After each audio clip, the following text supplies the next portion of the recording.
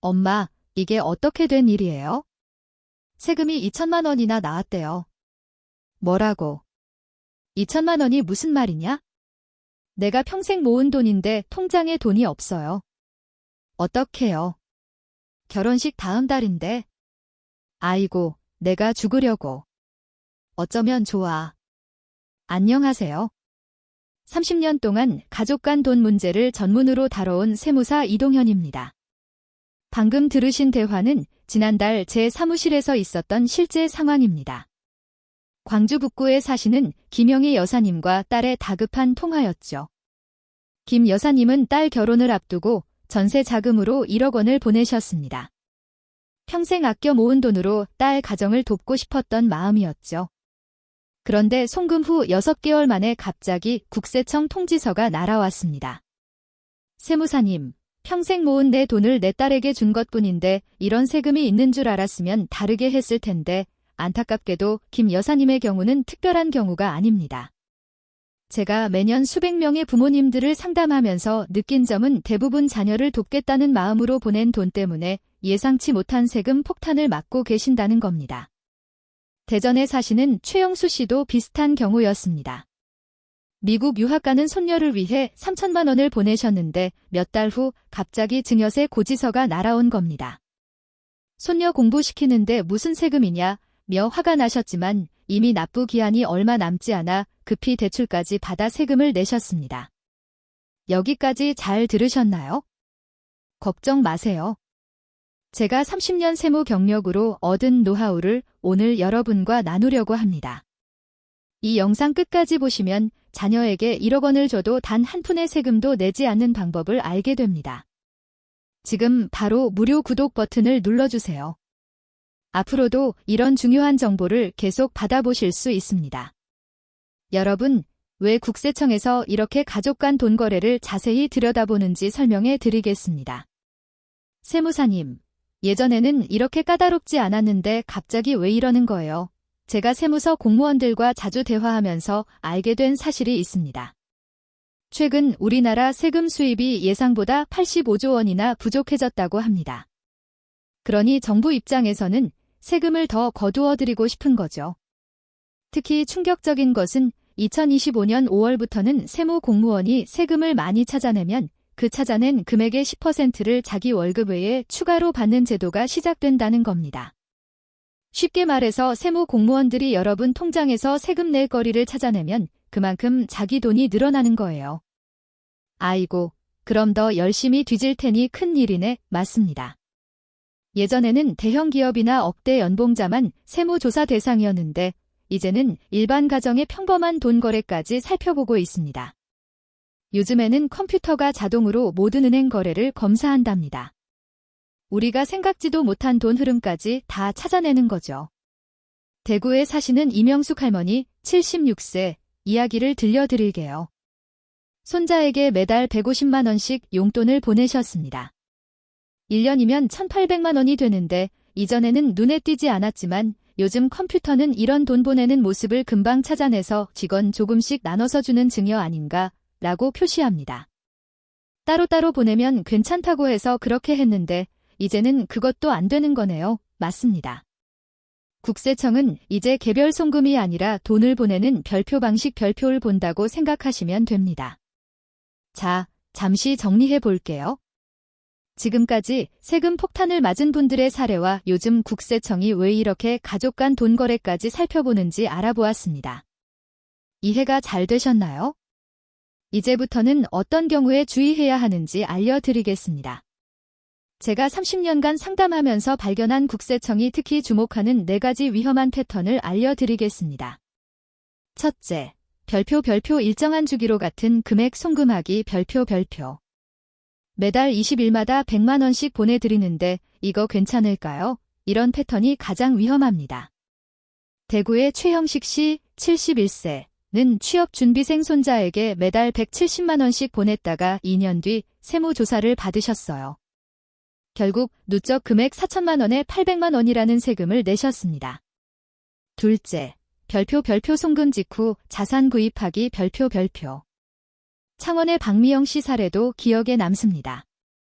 딸에게 2,500만 원을 보냈는데 딸이 바로 그 돈으로 자동차를 샀더군요. 2달 후 국세청에서 자녀분 차량 구매 자금 출처 조사하며 방문했습니다. 세무서는 이건 자동차 구매 목적으로 준 증여금이라고 판단했습니다.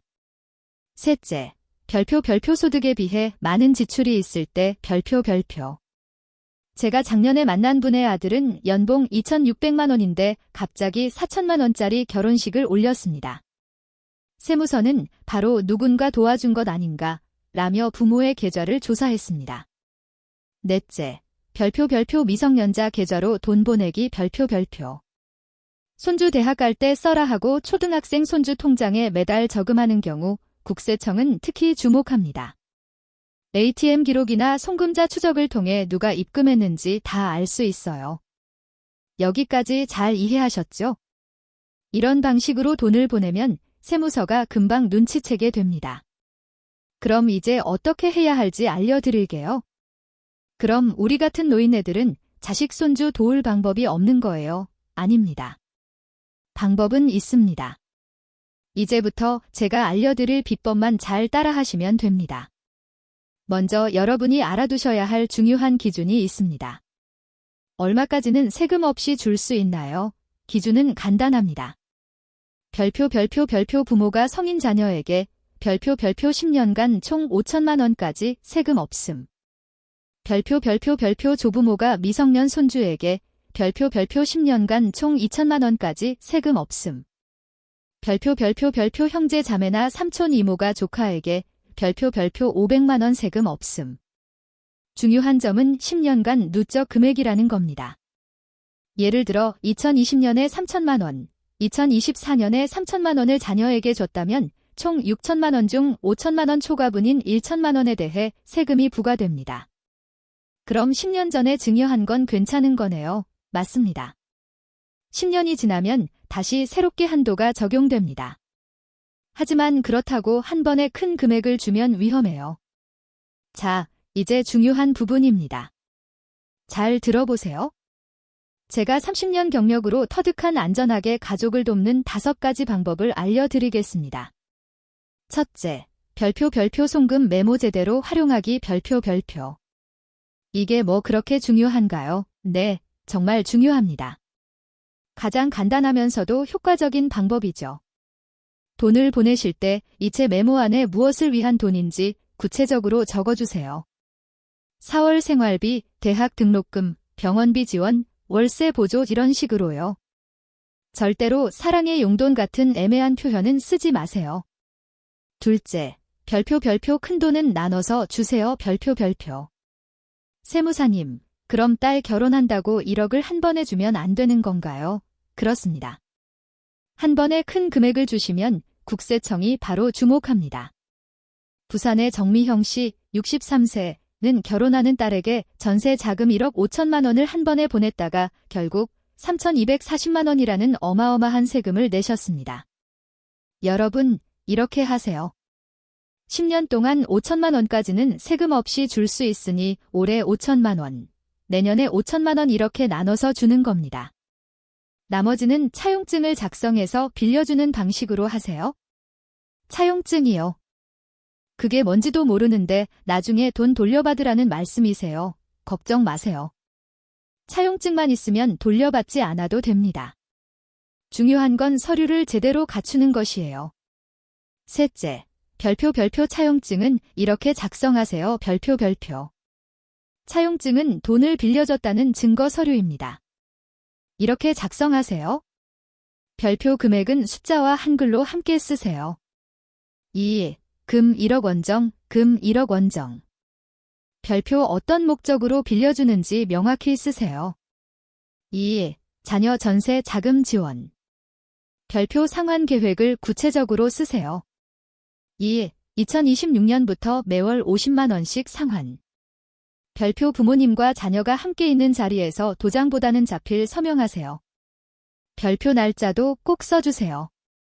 여기서 중요한 꿀팁 하나. 2억 1,700만 원까지는 이자 없이 빌려줘도 법적으로 문제가 없어요. 아이고. 그럼 이자 안 받아도 되는군요. 맞아요. 그리고 부부는 각자 2억 1,700만 원씩 빌려줄 수 있어요. 아버지가 2억 1,700만 원, 어머니도 2억 1,700만 원 이렇게 하면 총 4억 3,400만 원까지 이자 없이 빌려줄 수 있습니다. 여기까지 이해되셨나요? 잠시 중간 정리를 해볼게요. 지금까지 송금 메모 활용법, 큰돈 나눠주기, 차용증 작성법에 대해 알아봤습니다. 이제 나머지 두 가지 방법도 알려드릴게요. 대신 원금은 조금씩이라도 상환해야 합니다. 월 50만 원씩만 갚아도 충분해요.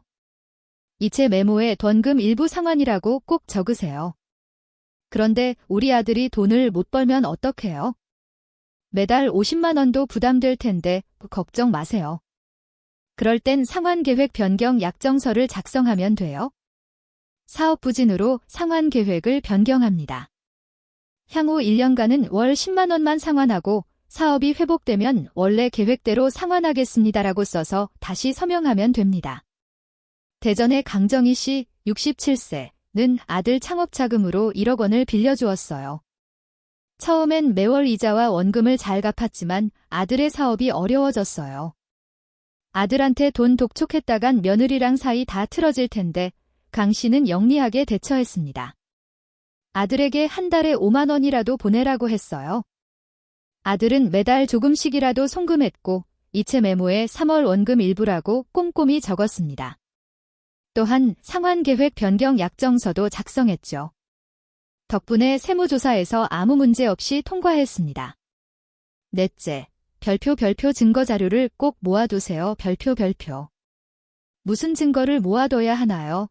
차용증, 송금 내역서, 상환 내역 같은 기본 서류는 당연히 필요하고 중요한 건 카톡 대화 내용도 증거가 된다는 겁니다. 부산의 김영철 씨, 72세는 아들 유학자금으로 8천만 원을 지원했어요. 차용증을 작성했지만 2년 후 세무조사를 받았을 때 원본을 찾을 수 없었습니다. 김 씨를 구한 건 바로 카톡 대화였어요. 등록금하고 생활비로 8천만 원 빌려줄게. 2년 후부터 갚으면 되라는 메시지가 있었거든요. 이 증거 덕분에 김 씨는 증여세를 한 푼도 내지 않았습니다. 요즘은 카톡도 증거가 되는구나.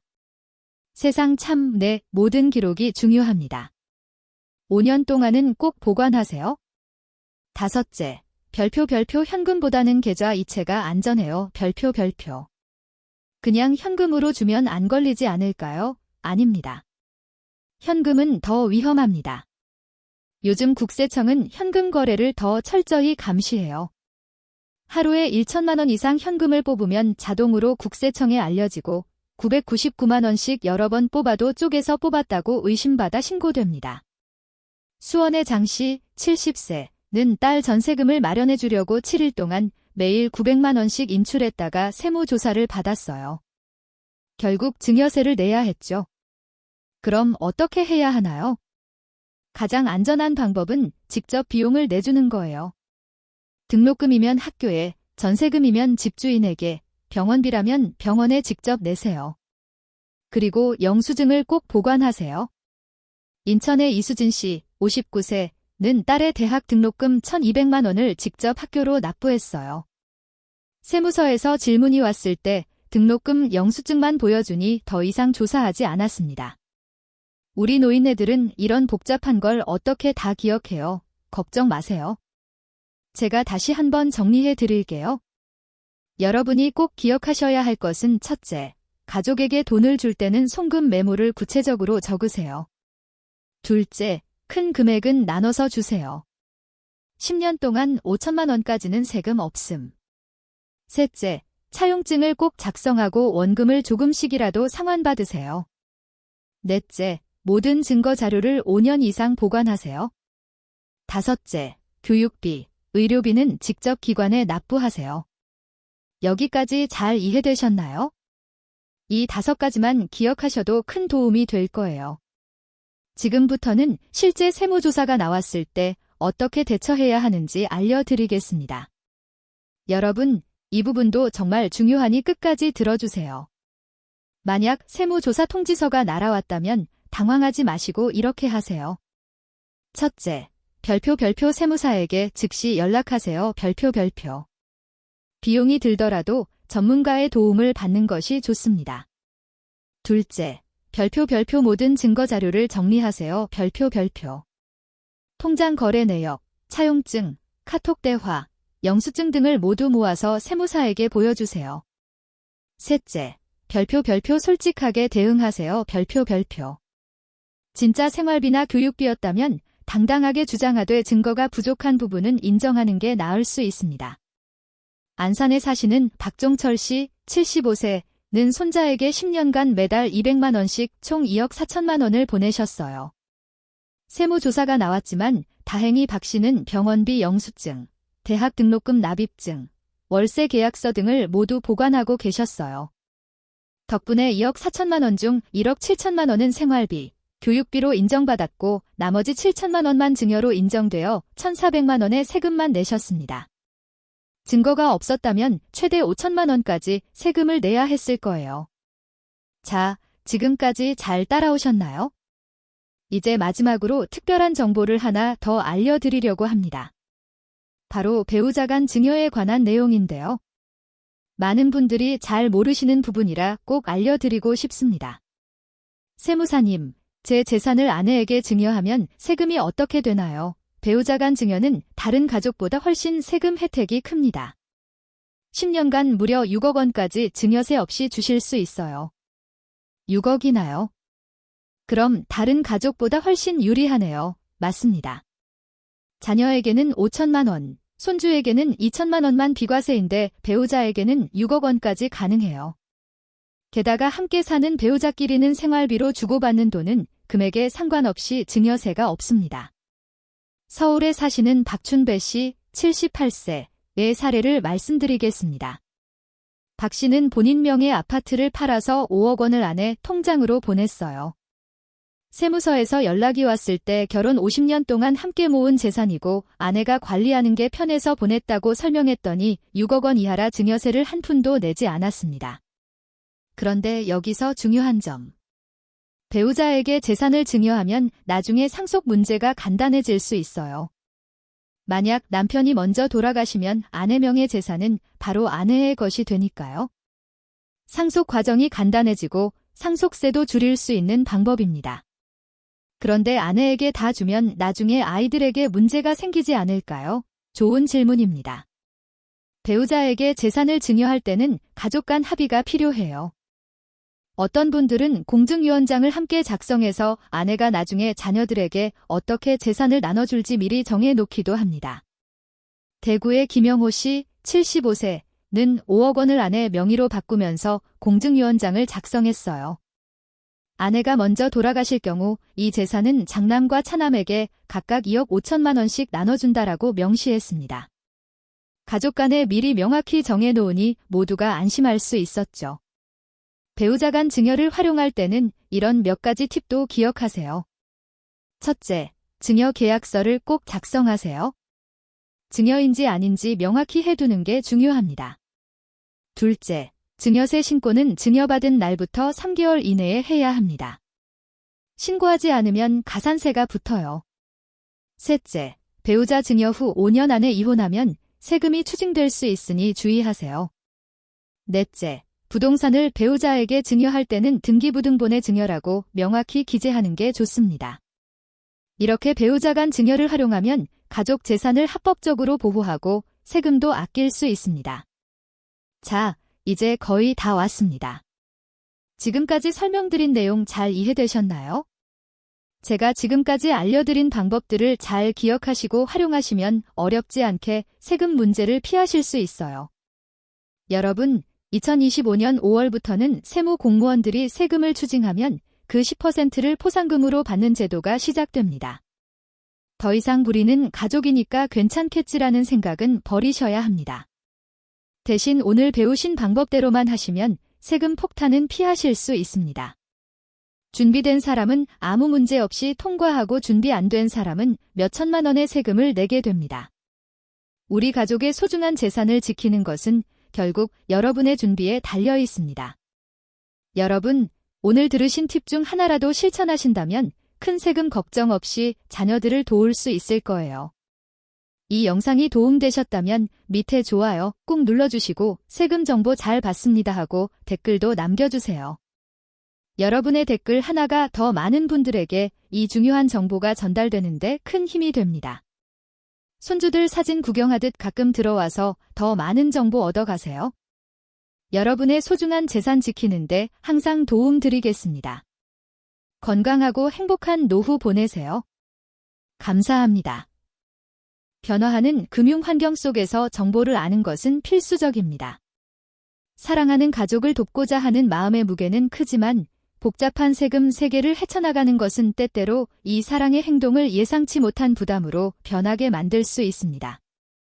오늘 우리가 나눈 이야기들은 진정한 애정과 책임감 있는 재정 계획이 어떻게 함께 갈 수 있는지 보여줍니다. 규칙을 이해하고 현명한 전략을 활용하는 것은 단순히 벌금을 피하는 것을 넘어 가족의 미래를 보호하고 여러분의 소중한 돈이 의도한 목적에 부합하도록 하는 일입니다. 지식으로 스스로를 무장함으로써 여러분은 두려움 없이 베풀 수 있는 힘을 얻게 됩니다. 관료적인 복잡성이 돕고 싶은 여러분의 마음을 가리지 못하게 하세요. 대신 이 가이드가 마음의 평화를 위한 길잡이가 되도록 하십시오. 오늘 여러분의 적극적인 조치는 여러분의 유산을 보호하고 미래 세대까지 재정적 안정을 도모하는 데 큰 도움이 될 것입니다.